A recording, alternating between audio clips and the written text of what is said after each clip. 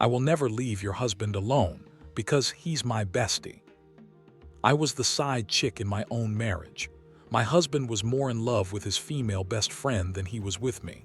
For Valentine's Day, he bought her diamonds, flowers that said, "You are the only woman who understands me," and a brand new iPhone.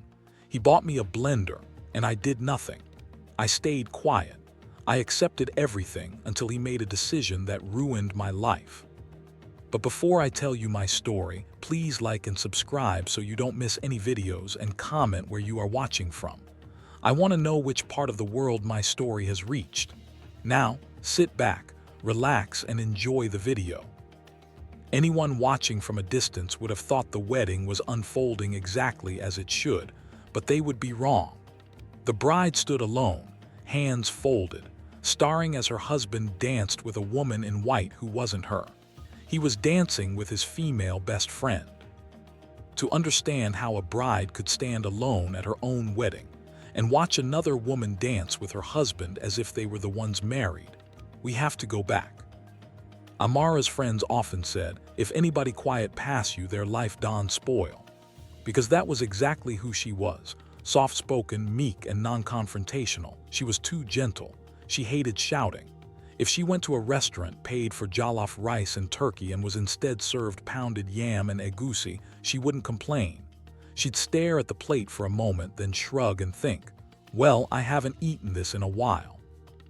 At work, when colleagues dumped extra tasks on her or blamed her for mistakes that weren't hers, Amara simply smiled and took it.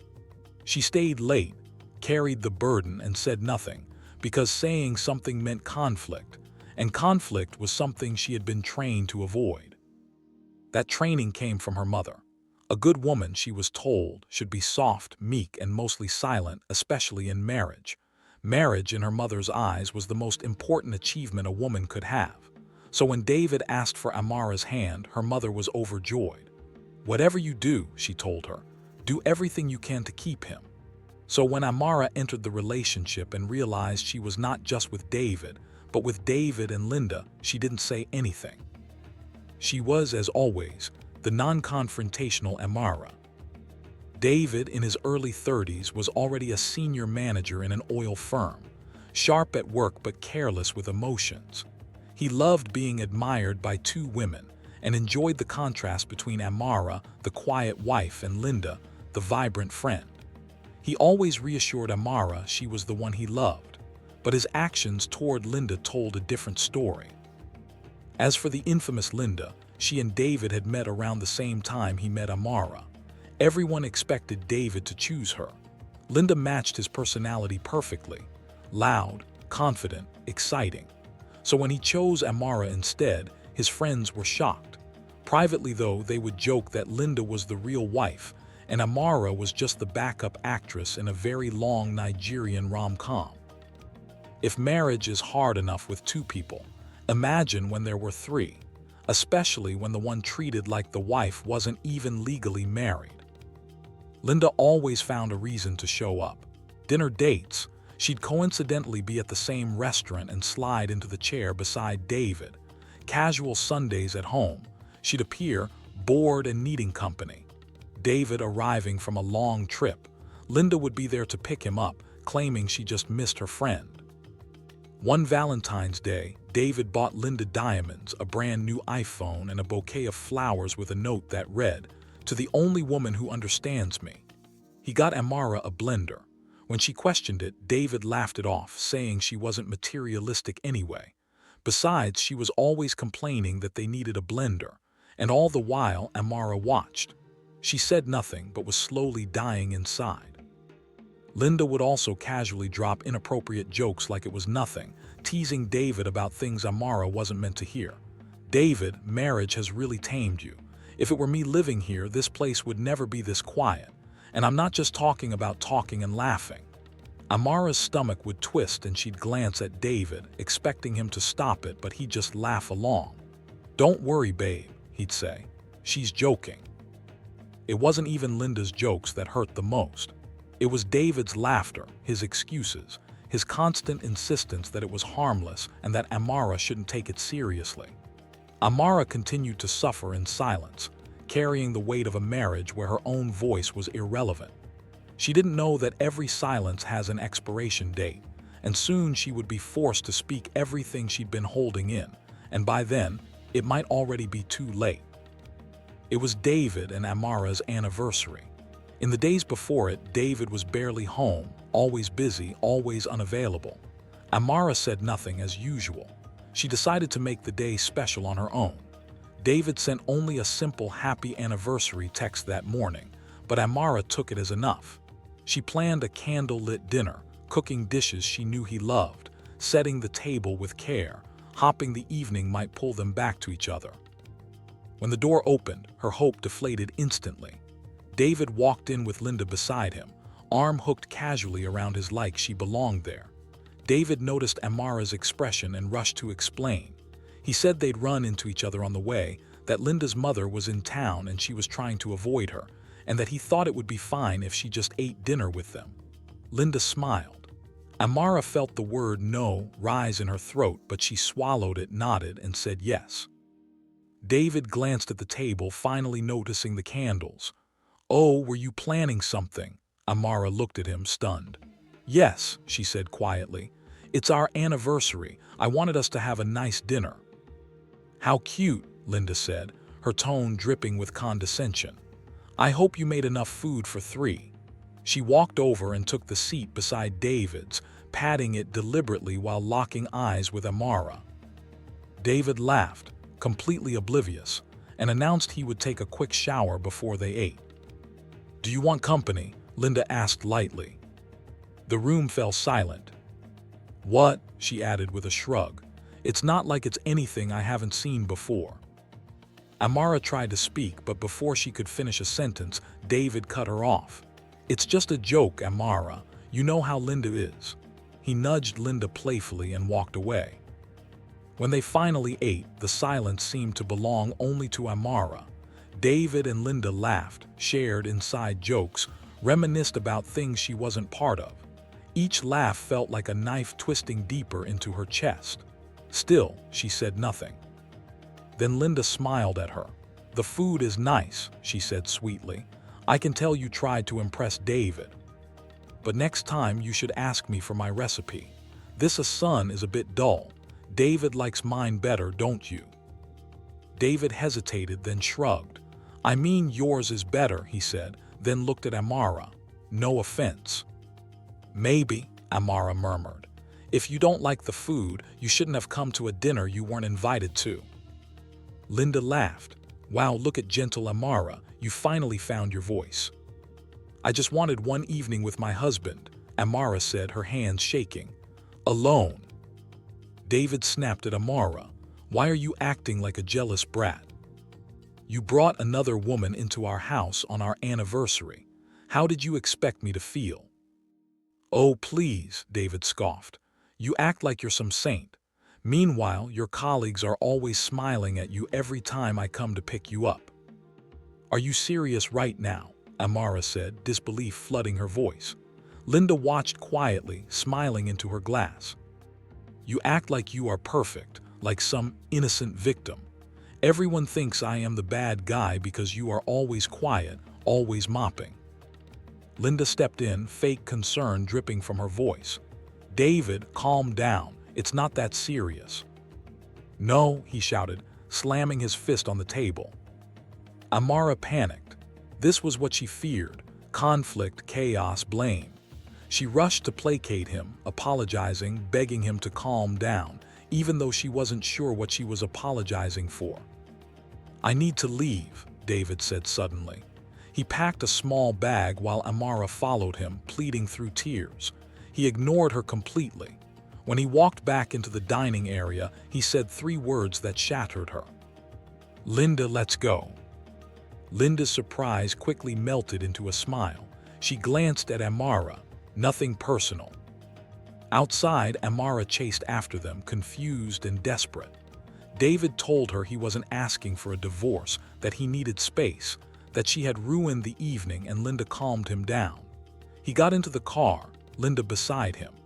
As they drove away, the last thing Amara saw was Linda's arm draped over David's shoulder and her smile, wicked and victorious. Amara spent 3 days alone in the house. In those 3 days, she called David endlessly. He never picked up. At first, she was angry. Then the anger faded, replaced by worry. She hadn't eaten much since he left. Maybe that was why she felt lightheaded, or so she thought. The room spun. Her knees buckled. She collapsed. A neighbor who saw her fall rushed her to the hospital. Amara awoke under bright lights, a dull ache pounding in her head. A doctor stood beside her bed, calm and reassuring. She had fainted from stress and exhaustion, he explained, something common in early pregnancy. The word stopped everything. "I'm pregnant," Amara whispered. The doctor nodded. She was about 3 weeks along. The baby was fine. Amara held her stomach like it was the only solid thing left in the world. Back home, the house felt different, heavier. She was carrying David's child, and he didn't even know. She needed to reach him now more than ever. She called again and again, but there was no response. She didn't know that across the city, David was in a hotel with Linda, drinking and laughing, his phone buzzing endlessly on the table. When it rang again, he groaned and complained that Amara wouldn't give him peace. Linda asked for the phone and blocked Amara's number. David looked unsure, but Linda waved it off. If he wanted to clear his head, Amara had to be cut off. After a moment, David agreed. They both clinked glasses, sealing the decision that would keep him from knowing about the baby growing inside his wife. Back home, Amara's fear deepened. She called his friends and family. No one knew where he was. Her thoughts spiraled. What if something had happened to him? While Amara spiraled, fearing the worst, David was on a Lagos beach drinking Malta with Linda. Finally desperate, she asked David's friend for Linda's number. Linda answered. Amara begged to speak to David. Linda said he didn't want to talk. Amara swallowed her pride and explained that it was important, something he needed to know. Linda paused, then she offered a solution. David was going to their special spot later that day, a quiet lake reserve. Amara could come early and surprise him. They could talk in person. It felt wrong, but it was her only option. Amara agreed. Before she could ask to speak to David herself, the call ended. When she tried to call back, she realized she had been blocked. Amara arrived at the reserve at night. The forest was thick and dark, split down the middle by a still lake that reflected nothing but shadows. As she sat in her car, she saw Linda standing near the water, waving like this was some friendly meetup and not the worst night of her life. Her chest tightened. Before stepping out, Amara tried to text David again. "David, I know we haven't talked in a while. I'm sorry about everything that happened, but I need to tell you something important. I'm pregnant. Please call me when you see this." To her surprise, the message went through. His WhatsApp photo was visible again. 2 gray ticks appeared, then turned blue. She waited. Nothing. She tried calling. The call failed immediately. Blocked again. Amara swallowed hard. How could he block her? After that, she locked the car and walked over to Linda. "David is already here," Linda said easily. "On the other side of the lake." Amara froze. "You said we get here before him." "I know," Linda replied, "but he came earlier than I expected." Something about the way she said it made Amara uneasy. "Can't you just call him and ask him to come here?" Amara asked. Linda sighed. "My phone's dead. We'll have to take the canoe. It's the only way to go to the other side." Amara stared at the water. Every instinct in her body screamed that this was wrong, but she was exhausted and desperate. They got into the canoe and began rowing across the lake. The water was silent, the air heavy. Halfway across, Linda stopped paddling. "You know he loves me, right?" she said casually. Amara frowned. "What?" Linda turned to her. "David, he loves me, not you." Amara laughed once, sharp and disbelieving. "Excuse me." "He chose you because you're gentle, calm, easy to manage," Linda continued. "He thought you'd make a good wife, but I'm the one he actually wants. I've always been." Amara stared at her. "Then why didn't he marry you?" Linda's lips curved into a smile that wasn't kind. "Because he knew I wouldn't tolerate half the things you do." Amara felt something crack inside her. So you're waiting around for a man who didn't choose you first. That's sad. Linda's smile vanished. Not as sad as marrying a man who is in love with another woman. He's married to me, Amara snapped. If he really loved you, he wouldn't be. Linda leaned closer. He feels sorry for you, that's all. You're a placeholder. Amara shook her head. This conversation doesn't matter. I'm here to talk to David, not you. Linda laughed. David isn't even here yet. Amara's heart dropped. What? I lied, Linda said calmly. I just wanted you to hear the truth before it ends. I'm done pretending to be just the female best friend. I want what should have been mine from the start. You lured me out here, whispered Amara. Yes. Anger surged through Amara. Now I know why he didn't marry you. You're crazy. That was it, Linda lunged. Are you mad? Amara shouted as they struggled. The canoe rocked violently. Then it flipped. Cold water swallowed Amara whole. She surfaced, gasping, panic ripping through her body. The water was too deep. She kicked wildly, trying to keep her head above the surface. No, my baby, she thought. Linda was struggling too, screaming for help. Just then, headlights appeared in the distance. David, they both screamed. David came out of his car and walked towards the water. When he saw them, he didn't hesitate. He dove in. For a brief, foolish second, Amara felt relief. Then she saw him swim past her. He went straight to Linda. No, David, Amara cried, choking on water. David reached Linda, lifted her onto his shoulder and swam her back to shore. He laid her down, holding her face. Are you okay? Can you breathe? He asked urgently. Linda coughed and nodded. Amara was still in the water. David, she screamed, weaker now. Linda turned her head. Amara is still there. David finally looked back, but Amara's strength was gone. Her arms burned, her vision blurred. She fought one last time, not just for herself, but for the life inside her. Then everything went dark. David and Linda sat side by side in the hospital waiting area, heads bowed. Linda's fingers were laced through his, grounding herself more than him.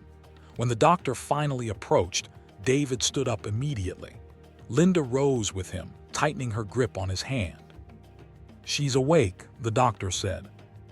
Relief rushed through David so fast it made him dizzy. But then he noticed the doctor's sad expression. His stomach dropped. She's stable, the doctor continued, but she lost the baby. The words hit him like a physical blow. The baby, David whispered. She was really pregnant. He hadn't meant to say it out loud. The doctor looked at him for a brief, unreadable moment. Then she walked away. David released Linda's hand and started toward the hallway. David, wait, Linda said. Don't you want me to come with you? No, he replied quietly without turning back. Just go home. Amara lay on the hospital bed, staring at nothing. She was awake, but she wasn't present. It felt like her entire world had collapsed in a single night, and she was trapped in the wreckage, unsure where to even begin processing the loss. She didn't notice David enter until he was standing beside her bed. The air shifted, thick, suffocating. Amara, David said softly. I don't even know what to say. I'm so sorry. I thought you just said you were pregnant so we'd start talking again. I never imagined you were serious. She didn't look at him, didn't blink. He sat down. Please talk to me. Silence. David slid off the bed and knelt beside it. Amara, I'm begging you. Insult me. Yell at me. Tell me how stupid I am because I feel like the biggest fool in the world right now. Just say something. She finally spoke. We're getting a divorce once I leave this bed. Her voice was flat. No emotion, no tremor. David jerked upright. No, please, we can't divorce. I'm sorry for tonight. Amara cut him off, her voice steady but cold. David, this isn't about tonight. This is about everything. This marriage has been a humiliation ritual for me since the day I said I do. You've shown me time and time again that I was never your first choice. And maybe I'm not Linda's biggest fan, but she was right about one thing today. You only married me because you thought you could control me." Even drained from the night's events, a weight lifted as Amara spoke. For the first time, she let herself voice the truth she had held inside. "I can't even blame you for tonight," she continued softly, "because I know it was a difficult choice. But still, the woman you saved second was carrying your child. If you had saved me sooner, that baby would still be alive. But I'm not blaming you. I should be thanking you for saving me. And I'm not blameless in this mess of a marriage either. I stayed silent while you disrespected me all this time. I allowed it." David's face crumpled. I swear I didn't know about the pregnancy. And Linda and I didn't sleep together when I left on our anniversary. I would never." Amara's laugh was bitter, cutting him off. "You wouldn't do that, but you did everything else. You emotionally betrayed me for years. You constantly chose Linda, and now I understand the dinner outburst. You fabricated drama to run off with Linda. You made me feel like it was my fault, but I won't be pushed anymore. Tonight I lost more than our baby. I lost my old self." David's voice trembled. "Please, I love you." Amara held up her hand. "What you are feeling is guilt, not love. We're getting a divorce. It's final. I'm done." The words struck him harder than anything else she had ever said. He stood there, stunned, seeing clearly the fire in her eyes. This was no longer the Amara he could push around. She was unshakable. Finally, he bowed his head, the weight of loss pressing down on him, and stepped away. After Amara was discharged from the hospital, she checked into a hotel. She couldn't bear to see anyone. She needed silence. She needed space to grieve. Not only the baby she had lost, but the life she had imagined, the woman she had been inside that marriage. In her solitude, she made a promise to herself. Never again would she stay quiet to keep the peace. The divorce came soon after. It was quiet. No dramatic court appearances, just documents mailed back and forth. David made it difficult at first, delays, excuses. But when he realized Amara wasn't going to bend, he finally agreed. Only after everything was finalized did Amara go to see her mother. It was a big moment. Her mother had always valued her marriage to David, but Amara wasn't living for expectations anymore. "We're divorced," she said plainly. Her mother reacted the way Amara expected. Shock, anger, disbelief. But then Amara told her everything. About Linda, about the neglect, about being chosen last again and again, about how that final choice had cost her her child. Her mother broke down. She hadn't known. She hugged Amara tightly and told her the truth, that it would take time for her to understand everything, but that no matter what, she loved her daughter with or without a husband. Slowly, Amara began to take her voice back. At work, when people tried to dump extra responsibilities on her or blamed her for mistakes that weren't hers, she pushed back. "That's not my fault. That's not in my job description. I'm not being paid extra for this." People were shocked. Some were irritated, others were quietly impressed. "Amara is growing wings," someone said. She just smiled. David's life moved in the opposite direction. Once everything was over, the weight of his actions settled fully on him. He saw clearly now how he had taken advantage of Amara's quietness, how he had disrespected his marriage over and over again, how one decision had changed everything forever. He and Linda never spoke again after the hospital. She tried to reach him relentlessly until he changed his number. The house felt wrong, empty, but he couldn't leave it. It was the only place where Amara's presence still lingered. The irony wasn't lost on him. Only after losing her did he truly understand what he had. Years passed. Amara blossomed. She became confident, outspoken, grounded in herself. She co-founded a foundation with a few friends, a support network for women who had experienced pregnancy loss, a space for grief without shame, for healing without silence. One evening she attended the foundation's charity ball, and that was when she saw him. Their eyes met across the room, and Amara felt nothing. No pain, no anger, no longing, no regrets. David looked at her and saw the woman he had lost forever. Amara looked at him like a chapter she had already closed. She turned and walked past him, and that destroyed him. Thank you so much for watching. What did you learn from this story? Let me know in the comments below, and don't forget to like and subscribe. we remain African sleeping stories, bringing you the most exciting African folktales, both modern and ancient.